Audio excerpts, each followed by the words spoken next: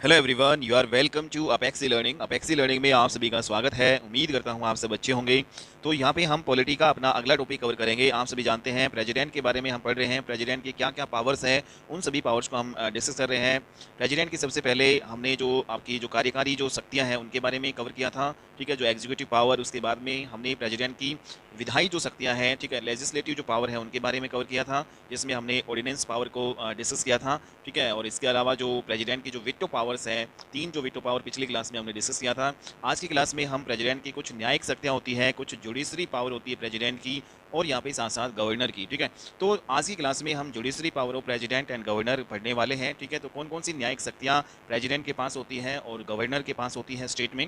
तो यहाँ पे जब हम बात करते हैं कि सुप्रीम कोर्ट और हाई कोर्ट के जो जज होते हैं उनको अपॉइंट कौन करता है, उनकी नियुक्ति कौन करता है, तो यहाँ पे प्रेसिडेंट ही करता है। आप सभी जानते हैं कि सुप्रीम कोर्ट में एक आपका जो यहाँ पे सुप्रीम कोर्ट एक है और टोटल हाई कोर्ट आपके 25 प्लस है, ठीक है। तो सुप्रीम कोर्ट और हाई कोर्ट के जितने भी जजेस हैं उनको अपॉइंटमेंट कौन करता है, प्रेसिडेंट ही करता है। तो यहाँ पे हम देखते हैं कि जो high court and supreme court के सभी जज को राष्ट्रपति द्वारा ही जो यहाँ पे रिमूव किया जाता है, राष्ट्रपति के द्वारा ही जो है अपॉइंटमेंट की जाती है, ठीक है। तो पार्लियामेंट की एडवाइस पर जो है रिमूवल किया जाता है इन सभी जो हाई कोर्ट और सुप्रीम कोर्ट के जज का, ठीक है। तो एक प्रकार से मतलब जब भी मतलब एडवाइस जो सेंट्रल गवर्नमेंट की नहीं होगी तो वहाँ पे प्रेसिडेंट के प्लेजर में वो काम नहीं करते हैं, ठीक है। अगर मतलब सेंट्रल गवर्नमेंट है उसकी सलाह को छोड़कर बाकी किसी की भी जो सलाह है, जैसे पार्लियामेंट की सलाह पर जो सुप्रीम कोर्ट और हाई कोर्ट के जजेस को राष्ट्रपति हटाता है, ठीक है, तो यहाँ पे एडवाइस पार्लियामेंट संसद की लेता है। तो इस प्रकार से तो ये जो है प्रेसिडेंट के प्लेजर में काम नहीं करते हैं। तो हाई कोर्ट के जज और सुप्रीम कोर्ट के जज है वो प्रेसिडेंट के प्लेजर में काम नहीं करेंगे,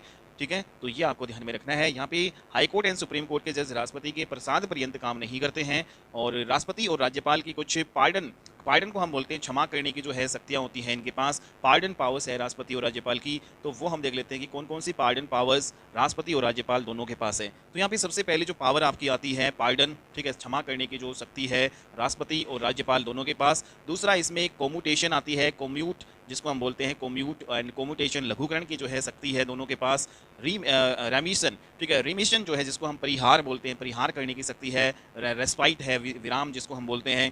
और एक आपका होता है रीप्राइम। तो ये सारी जो है पांचों आपकी पार्डन पावर्स होती है प्रेसिडेंट एंड आपके जो राज्यपाल होते हैं जो स्टेट्स में, ठीक है। तो पावर राष्ट्रपति की जो ये होती है आर्टिकल 72 के अकॉर्डिंग, और राज्यपाल की जो ये पावर होती है भाई, इसमें जब 72 में हम 89 प्लस करेंगे तो आपका 161 आपका बनेगा, ठीक है।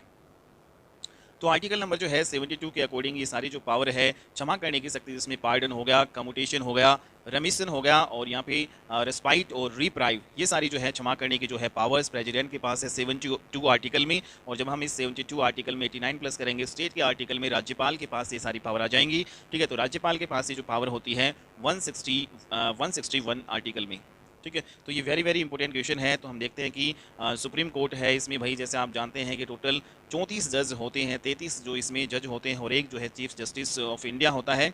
तो हमने देखा कि जो पार्डन पावर है, पार्डन में क्या होता है, जो इसमें सजा को पूरी तरीके से माफ़ कर दिया जाता है, सजा को पूर्ण माफ़ कर देना, इसको बोला जाता है भाई पार्डन। पार्डन का मतलब दूसरा यहाँ पे कोम्यूटेशन या फिर कोम्यूट, इसमें क्या होता है कि जो सजा है उसकी प्रकृति को बदल दिया जाता है। जैसे अगर किसी को मृत्यु दंड दिया गया है, ठीक है, तो उसको मतलब उसकी नेचर को, उसकी प्रकृति को बदल दिया जाता है। मीन्स यहाँ पे मृत्यु दंड से आजीवन कारावास दे देना, एक प्रकार से ये आपकी कौन सी सजा में आएगा, कम्यूटेशन वाले में, ठीक है। तो इसमें क्या होता है कि जो सजा है उसकी प्रकृति को चेंज कर दिया जाता है, उसकी नेचर को चेंज कर दिया जाता है, किसके द्वारा, प्रेसिडेंट और जो आपके गवर्नर है उनके द्वारा।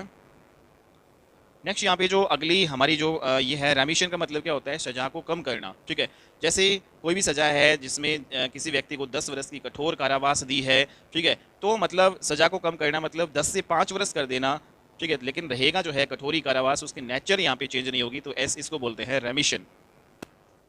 तो यहाँ पे जो नेचर है वो चेंज नहीं होती है, बस सजा है उसको कम किया जाता है। जैसे 10 वर्ष की किसी को कठोर कारावास दिया गया है तो उसकी सजा को कम करके 5 वर्ष का कठोर कारावास कर दिया गया, मीन्स उसकी सजा को यहाँ पे कम कर देना ही क्या कहलाता है, रेमिशन, ठीक है। ये भी जो है सजा कम करने की पावर प्रेसिडेंट के पास होती है, ठीक है भाई। तो वेरी वेरी इंपॉर्टेंट है। नेक्स्ट जो यहाँ पे क्षमा करने की जो इसमें है अगला जो टाइप है रेस्पाइट जिसको बोलते हैं, मीन्स यहाँ पे जब भी कोई विषम परिस्थितियाँ बनती है तो इसमें सजा की प्रकृति बदल दी जाती है, इसमें सज़ा को यहाँ पे कम भी की जा सकती है। तो मतलब रेस्पाइट में क्या होता है भाई, जो सज़ा है उसकी प्रकृति जो नेचर है उसको भी चेंज किया जा सकता है और सज़ा को कम दोनों जो है यहाँ पे किया जा सकता है। जैसे फॉर एग्जांपल कोई भी प्रेग्नेंट महिला है, उसको अगर सज़ा मिली है तो राष्ट्रपति या राज्यपाल उसकी सज़ा की नेचर को भी चेंज कर सकते हैं और उसकी जो है सज़ा को कम कर सकते हैं। ठीक है, तो यहाँ पे जो नेचर को भी चेंज कर सकते हैं भाई। जैसे अगर उसको मृत्यु दंड दिया गया है तो उसको मतलब आजीवन कारावास में मतलब बदल दिया जा सकता है, या फिर कोई भी प्रेग्नेंट महिला तो उसमें जैसे सज़ा को कम भी किया जा सकता है। तो ये प्रेसिडेंट और जो है गवर्नर के ऊपर डिपेंड करता है। ठीक है, तो ये जो है रेस्पाइट वाली जो पावर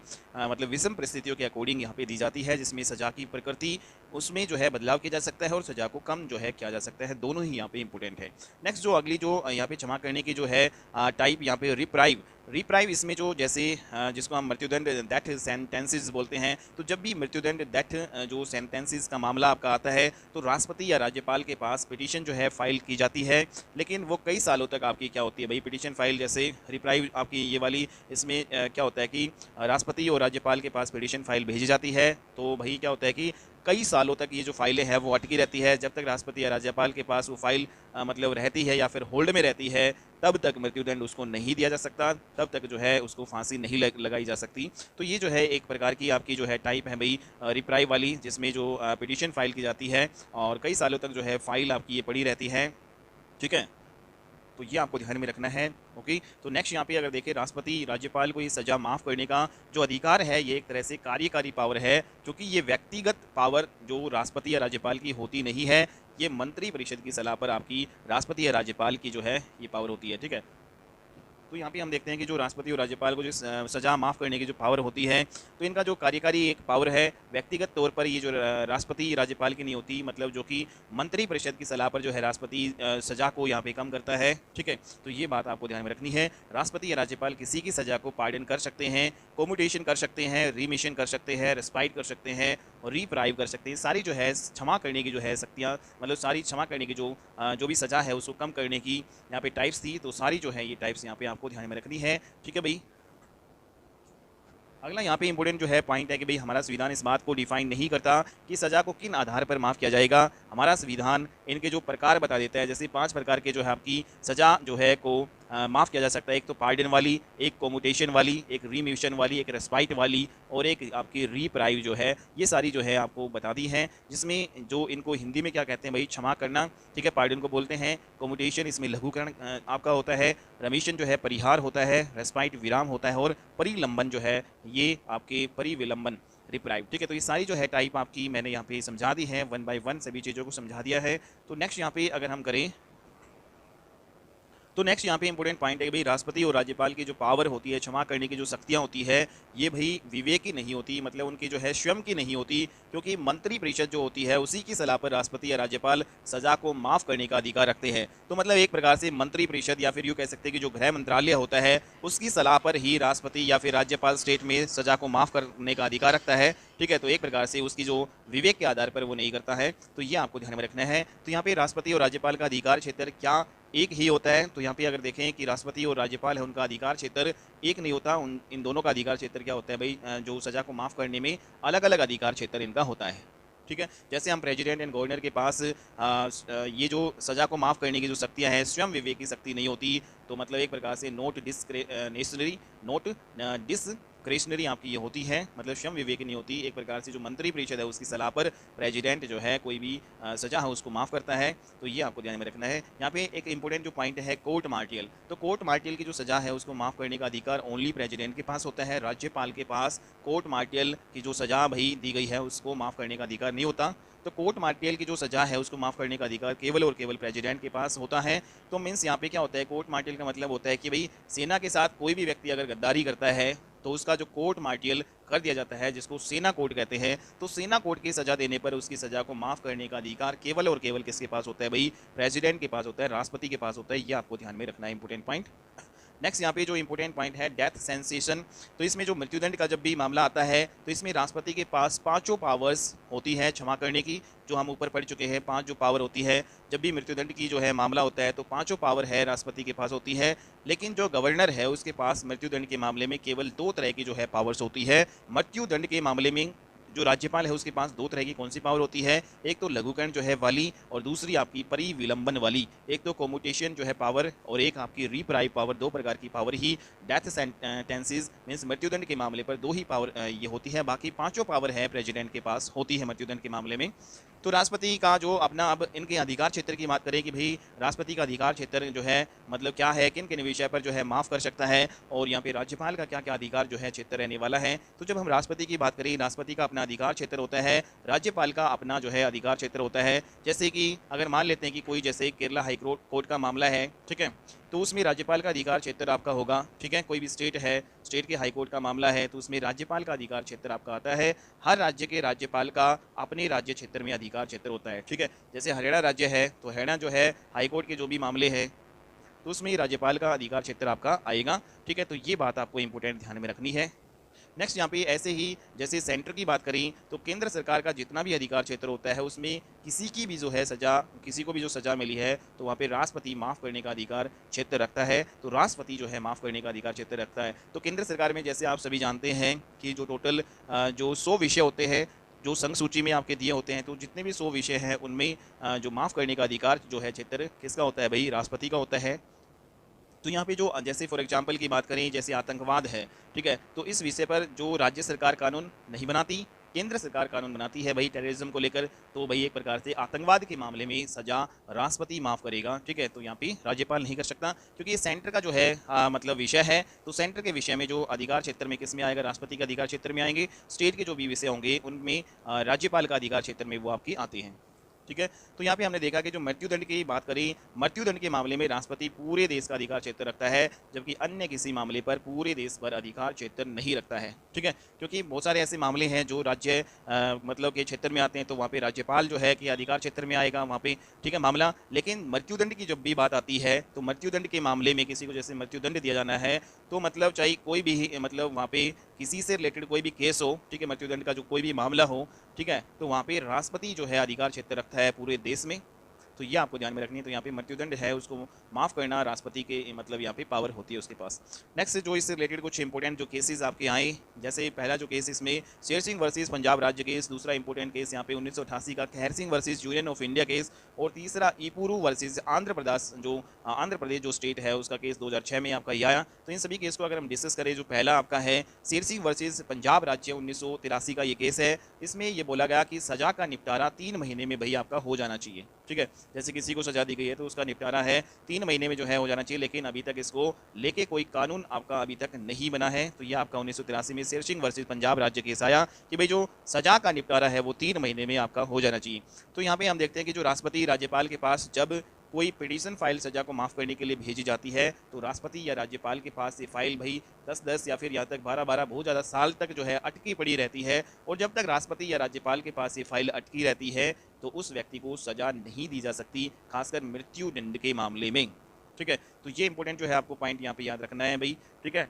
तो यहाँ पे जो फाइलें हैं वो अटकी रहती है, जैसे प्रेसिडेंट है वो आपके बनते रहते हैं, लेकिन मतलब तो यहाँ पे जब तक आपका ये फाइल अटकी रहती है तब तक मतलब उस व्यक्ति को सजा नहीं दी जा सकती। यहाँ पे जैसे मृत्युदंड का भी मामला है तो खासकर मृत्युदंड में तो है मतलब उसको मृत्युदंड नहीं दिया जा सकता जब तक जो ये पिटीशन की जो फाइल है राष्ट्रपति उसको देख नहीं लेता या फिर उस पर मतलब कोई फैसला अपना नहीं ले लेता, तब तक जो है उस व्यक्ति को मृत्युदंड नहीं दिया जा सकता। लेकिन जो ये फाइलें हैं भाई बहुत काफ़ी लंबे टाइम तक ये अटकी रहती है, 10-10 12-12 साल तक हो जाती है, ठीक है। तो यहाँ पे जो पिटीशन फाइल जो लगती है सजा को माफ़ करने के लिए, ठीक है, जो ये राष्ट्रपति राज्यपाल के पास जो आती है, ठीक है, ये फाइलें अटकी रहती हैं और यहाँ पे जिस वजह से जो ये मतलब सजा है उसमें भी काफ़ी टाइम जो है लग जाता है। तो एक प्रकार से जब तक कोई फैसला प्रेसिडेंट या जो गवर्नर है उसके द्वारा नहीं दे दिया जाता तब तक भाई यहाँ पे उसको मतलब सज़ा नहीं दी जा सकती, उसकी सज़ा को यहाँ पे तब तक वो मतलब टलती रहती है। नेक्स्ट यहाँ पे इंपॉर्टेंट बात करें, जैसे इसी में ही राजीव गांधी जो आपका मर्डर हुआ था, ठीक है, राजीव गांधी केस इसमें आया। तो राजीव गांधी को भाई सभी जानते हैं 1991 में मार दिया गया था और दोषियों को गिरफ्तार फिर कर लिया गया था। तो फिर सुप्रीम कोर्ट ने 1995 में उनको मृत्युदंड की जो है सज़ा सुनाई थी दोषियों को, ठीक है भाई। तो मृत्युदंड इनको सुना दिया गया, लेकिन उन्होंने फिर क्या किया, उन दोषियों ने भाई राष्ट्रपति के पास पिटीशन फाइल भेज दी और जो अब उस पर जो है कई, तो यहाँ पे जो पिटीशन फाइल भेजी, लेकिन बहुत सारे राष्ट्रपति आए कई राष्ट्रपति यहाँ पे बने, चले गए, लेकिन किसी के द्वारा भी जो डिसीजन है वो नहीं लिया गया। तो कुल मिलाकर जब 2012 में भारत के राष्ट्रपति बनते हैं प्रणब मुखर्जी, तो 2013 में उन्होंने डिसीजन लिया, मीन्स यहाँ पे जो सरकार ने डिसीजन लिया कि भाई आपकी सज़ा को माफ़ नहीं किया जा सकता।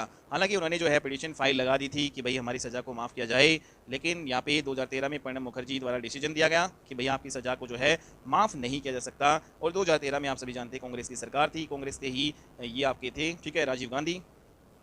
तो यहाँ पे जो उन्हीं के जो है क्योंकि जो मंत्री परिषद है उसी की सलाह पे डिसीजन देना होता है राष्ट्रपति को, तो एक प्रकार से जो है कहा गया कि भाई आपकी सज़ा को माफ़ नहीं किया जा सकता। तो फिर क्या होता है कि 1991 से लेकर 2013 तक आ जाते हैं, तो लगभग 23 साल जो है वो व्यक्ति जेल में रहता है। और फिर उसके बाद में बोला गया कि भाई आपकी सज़ा को माफ़ नहीं किया जा सकता, आपको मृत्यु दंड दिया जाएगा। तो फिर क्या होता है कि उस व्यक्ति ने, जो दोषी व्यक्ति है, ठीक है, जिसने जो राजीव गांधी की हत्या की थी, जो दोषी व्यक्ति थे, उन्होंने आर्टिकल 20 का हवाला दिया, फंडामेंटल राइट का क्लोज नंबर 2, आर्टिकल 20 का क्लोज नंबर 2। उसमें उन्होंने ये कहा कि भाई किसी भी व्यक्ति को एक क्राइम की 2 सज़ा नहीं दी जा सकती, ठीक है। ऐसा जो आर्टिकल जो है 20 का क्लोज 2 कहता है कि भाई ये हमारा फंडामेंटल राइट है और किसी भी व्यक्ति को एक ही क्राइम की 2 सज़ा नहीं दी जा सकती। तो उन्होंने आर्टिकल 20 का क्लोज नंबर 2 से सुप्रीम कोर्ट में पिटीशन डाली और कहा कि हमने 23 साल की सज़ा क्यों काटी जब आपको मृत्युदंड ही देना था यहाँ पे। तो इस प्रकार उन्होंने कहा कि भाई आपको जब मृत्युदंड ही देना था तो 23 साल की जो हमने सज़ा काटी, तो ये क्यों काटी एक प्रकार से, मतलब एक ही क्राइम के लिए तो मतलब 2 यहाँ पे हमें सज़ा दी गई है। तो ये जो है एक प्रकार से आर्टिकल नंबर 20 का क्लोज नंबर 2 मीन्स हमारे फंडामेंटल राइट का उल्लंघन है।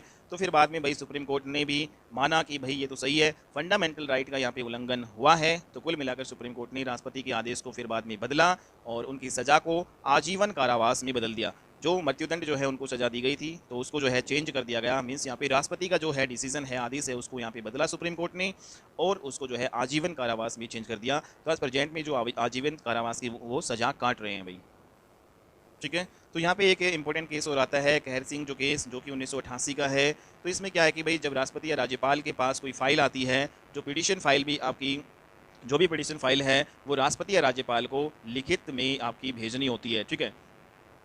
तो पिटीशन फाइल है आपकी लिखित जो होनी चाहिए, पहली बात तो ये है कहर सिंह केस 1988 में। दूसरा यहाँ पे सुप्रीम कोर्ट ने कहा कि राष्ट्रपति और राज्यपाल को कोर्ट की सज़ा को यहाँ पे राष्ट्रपति और राज्यपाल कोर्ट की सज़ा को बदल सकते हैं, ठीक है। तो इसमें ये कहा गया 1988 का कहर सिंह जो है केस। एक जो आपका 2006 का ईपुरू वर्सेस आंध्र प्रदेश केस आया, इसमें क्या कहा गया भाई 2006 में आंध्र प्रदेश में कांग्रेस की सरकार थी और वहाँ पर भाई तेलुगु देशम की पार्टी और कांग्रेस के एक कार्यकर्ता थे, कांग्रेस के एक तेलुगु देशम पार्टी के थे। तो उनके बीच में भाई क्या हो गई, भिड़ंत हो जाती है। तो तेलुगु देशम कार्यकर्ता को मार दिया जाता है कांग्रेस की पार्टी के कार्यकर्ता के द्वारा, ठीक है। तो तेलुगु देशम कार्यकर्ता को मार दिया जाता है, यहाँ पे कांग्रेस पार्टी के किसी सदस्य द्वारा मार दिया जाता है। तो फिर मामला जो है डिस्ट्रिक्ट कोर्ट में जाता है ये, और फिर जो है जाके मामला हाई कोर्ट में पहुँच जाता है। तो आंध्र प्रदेश जो हाई कोर्ट ने 10 साल की भाई सज़ा सुना दी कांग्रेस कार्यकर्ता को। लेकिन फिर क्या होता है कि 2006 में कांग्रेस की सरकार उस टाइम आंध्र प्रदेश में थी और सेंटर में भी भाई कांग्रेस की सरकार थी। तो वहाँ पे राज्य सरकार ने राज्यपाल को सलाह दी और कहा कि भाई इस केस में उस कांग्रेस कार्यकर्ता की सज़ा को माफ़ कर दिया जाए, ठीक है। तो एक प्रकार से फिर जो है राज्य सरकार ने राज्यपाल को सलाह दी और इस केस में उस कांग्रेस कार्यकर्ता की सज़ा को मतलब माफ़ कर दिया राज्यपाल के द्वारा। तो एक प्रकार से जो है राज्यपाल मतलब यहाँ पे जो भी राज्यपाल है या फिर राष्ट्रपति है वो किसकी सलाह मानता है भाई, मतलब मंत्रिमंडल की जो है सलाह पे ये मतलब डिसीजन अपना लेता है, इस पावर का यूज करता है, ठीक है। तो यहाँ पे हमने देखा कि जो इपरू जो व्यक्ति मारा गया था तेलुगु देशम पार्टी का, यह उसका एक छोटा भाई था और इस बात को लेकर ये सुप्रीम कोर्ट जो है फिर पहुँच जाता है। तो ये case इपरू versus Andhra Pradesh case जो है आप आंध्र प्रदेश जो स्टेट केस आपका बन जाता है और सुप्रीम कोर्ट ने वहाँ पर आंध्र प्रदेश हाई कोर्ट के फैसले को सही माना। जो आंध्र प्रदेश हाई कोर्ट का जो फैसला जो सुनाया था उसको वही सही माना कि भाई जो 10 वर्ष की सज़ा दी गई वो सही है, राज्यपाल उस सज़ा को माफ़ नहीं कर सकता। तो यहाँ पे हमने देखा कि यहाँ पर इस केस में ये कहा गया कि राष्ट्रपति और राज्यपाल भाई जो रिलीजन के आधार पर, कास्टिज्म के आधार पर या फिर पॉलिटिक्स के आधार पर किसी की सज़ा को माफ़ नहीं कर सकते। अगर वो रिलीजन, कास्टिज्म, पॉलिटिक्स के आधार पर किसी की सज़ा को माफ़ करते हैं तो कोर्ट उनकी सज़ा को बदलने का अधिकार रखता है यहाँ पे, ठीक है। तो यहाँ पे जो राष्ट्रपति या राज्यपाल है उसकी पावर को जो है कोर्ट बदलने का अधिकार रखता है। कब, अगर वो सज़ा जो है रिलीजन, कास्टिज्म या पॉलिटिक्स के आधार पर जो है माफ़ की गई है तो कोर्ट है उसको सज़ा को बदलने का अधिकार रखता है। तो एक प्रकार से जो है राष्ट्रपति या राज्यपाल की ये जो पार्डन जो पावर है, एक प्रकार से माफ़ करने की जो शक्तियाँ हैं, तो ये एक प्रकार से किसके दायरे में आती है, जुडिशियल रिव्यू के दायरे में आती है, ये न्यायिक पुनर्वालोकन के दायरे में आपकी आती है और कोर्ट इस विषय में संज्ञान ले सकता है। तो ये आपको इंपॉर्टेंट पॉइंट आपने देखा, ठीक है। क्योंकि जो राष्ट्रपति और जो राज्यपाल है वो केंद्र के मतलब जो भी आपका जो कैबिनेट जो होता है उसी का ही क्या करता है वो उसी के डिसीजन के आधार पर जो है सज़ा को माफ़ जो है करता है। तो एक प्रकार से फिर बाद में जो सुप्रीम कोर्ट ने इसको जो मतलब क्या किया भाई कहा कि रिलीजन कास्टिज्म पॉलिटिक्स के आधार पर जो है अगर सज़ा माफ़ की गई है तो ये गलत है एक प्रकार से, और इसको बदलने का सुप्रीम कोर्ट जो है अधिकार रखता है। एक प्रकार से ये जुडिशियल रिव्यू न्यायिक पुनर्वालोकन के दायरे में ये चीज़ आती है। तो ये हमने देखा। नेक्स्ट यहाँ पे एक निर्भया केस भी है 2012 का, आप सभी जानते हैं, और इसमें जो कोर्ट ने क्यों सजा दी, ठीक है, निर्भया जो कोर्ट 2012 का आप सभी जानते हैं भाई, उस व्यक्ति के पास जो रिव्यू पिटीशन न्यायिक जो पुनर्वालोकन का अधिकार होता है। तो यहाँ पे जो न्यायिक जो पुनर्वालोकन, जैसे कोई भी व्यक्ति है उसने पिटीशन डाली तो यहाँ पे जैसे उसको सजा सुनाई, तो यहाँ पे कोई भी व्यक्ति है उसको रिव्यू पिटीशन मीन्स यहाँ पे एक प्रकार से न्यायिक पुनर्वालोकन का अधिकार होता है। तो इसमें क्या होता है न्यायिक पुनर्वालोकन कि भाई इसमें सुप्रीम कोर्ट की एक नई बेंच जो आपकी बड़ी बनाई जाए और फिर उसका न्यायिक पुनर्वालोकन किया जाए। तो यहाँ पे जो सुप्रीम कोर्ट, अगर सुप्रीम कोर्ट नहीं करता है तो फाइल भेजी जाएगी भाई राज्यपाल के पास, और अगर राज्यपाल भी माफ़ नहीं करता है तो फाइल भेजी जाती है राष्ट्रपति के पास, और अगर राष्ट्रपति भी माफ़ नहीं करता है सज़ा तो व्यक्ति के पास एक और ऑप्शन होता है, और वो होता है भाई सुप्रीम कोर्ट में वो उपचारात्मक याचिका डाल सकता है। ठीक है, यहाँ पे उपचारात्मक याचिका का मतलब होता है क्यूरेटिव पिटीशन। ठीक है, तो ये जो है क्यूरेटिव पिटीशन आप सभी जानते हैं कि किस प्रकार से जो है ये डाली जाती है। तो यहाँ पे क्यूरेटिव पिटीशन आपने देखा कि निर्भया केस में यूज़ की गई।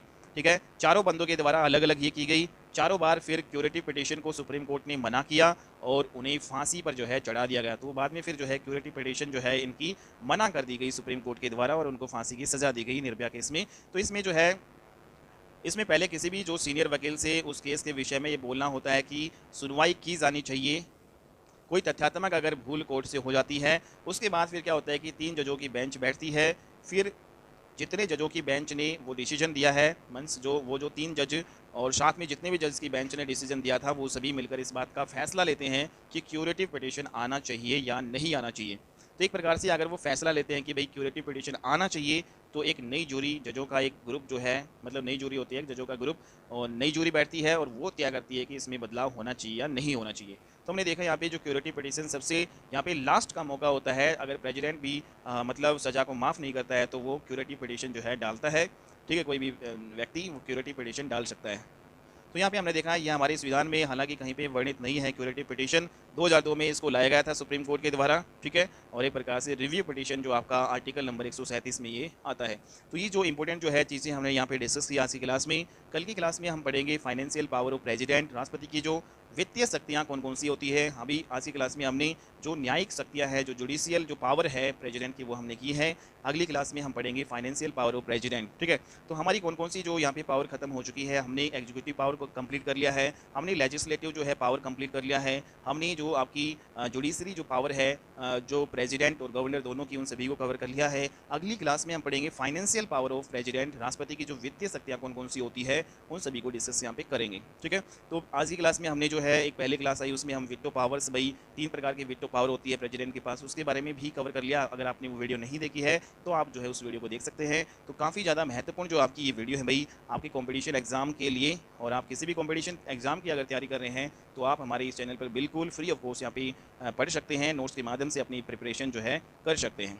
ठीक है, तो आज की क्लास में इतना ही। नेक्स्ट क्लास में मिलते हैं हम और अच्छी वीडियो के साथ। तब तक के लिए बाय एंड टेक केयर।